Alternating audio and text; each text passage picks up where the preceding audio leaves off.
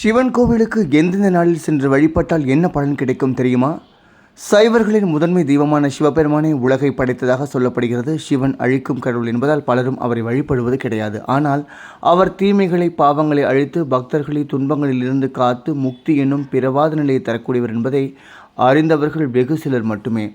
சிவ வழிபாட்டிற்கு பயன்படுத்தப்படும் மந்திரங்கள், பூக்கள், சிவ அபிஷேகத்திற்கு பயன்படுத்தக்கூடிய பொருட்கள், சிவவிரதம் என ஒவ்வொன்றிற்கும் ஒவ்வொரு பலன் இருப்பதைப் போல சிவன் கோவிலுக்கு வழிபடும் நேரத்திற்கும் கிழமைகளுக்கும் ஒவ்வொரு பலன் உண்டு. இதில் எந்த நாளில் சென்று சிவனை தரிசித்தால் என்ன குறை தீரும் என்பதை தெரிந்து கொள்ளலாம்.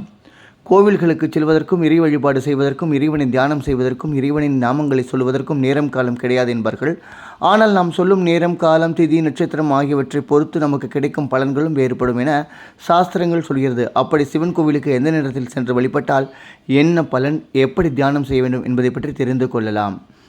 திங்கட்கிழமை வரும் அமாவாசை அன்று ராகு காலத்தில் சிவபெருமானை தரிசனம் செய்தால் மன வியாதிகள் மற்றும் குழப்பமான சூழ்நிலைகள் முற்றிலும் மாறும். செவ்வாய்க்கிழமை யமகண்ட நேரத்தில் சிவபெருமானை தரிசனம் செய்தால் கடன் தொல்லைகளிலிருந்து விடுபட முடியும்.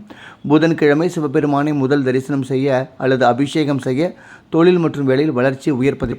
அதேபோல வியாழக்கிழமை இரவு கடைசி தரிசனம் பள்ளி அறைக்கு பெருமானை அனுப்புதல் செய்தால் இணையில்லா செல்வம் கிடைக்கும். வெள்ளிக்கிழமை பௌர்ணமியும் சேரும் காலத்தில் மாலை 4:30 மணி முதல் 6 மணிக்குள் சிவபெருமானை தரிசனம் செய்தால் மகாலட்சுமி அருள் கிடைக்கும். சனிக்கிழமை ராகு காலத்தில் சிவபெருமானை தரிசனம் செய்தால் கர்ம வினைகள் கழிந்துவிடும். ஞாயிற்றுக்கிழமை அன்று ராகு காலத்தில் சிவபெருமானை தரிசனம் செய்தால் எதிரிகளால் ஏற்படும் துன்பங்கள் விலக்கி தைரியம் ஏற்படும். இவைகளை விட மிக மிக முக்கியமான விஷயம், லிங்கோத்பவ காலத்தில் சிவபெருமானை தரிசனம் செய்தால் பிறவா நிலையினை அடையலாம். திரியோதசியும் சதுர்த்தசியும் சந்திக்கும் காலத்தின் பெயர் லிங்கோத்பவ காலம் எனப்படும். அதாவது அமாவாசை அல்லது பௌர்ணமி தொடங்கி 13வது நாள் முடிந்து 14வது நாள் தொடங்கும் காலம்.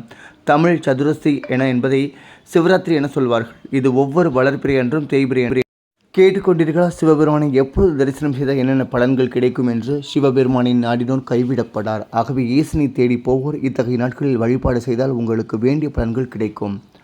ஹர ஹர மகாதேவ்.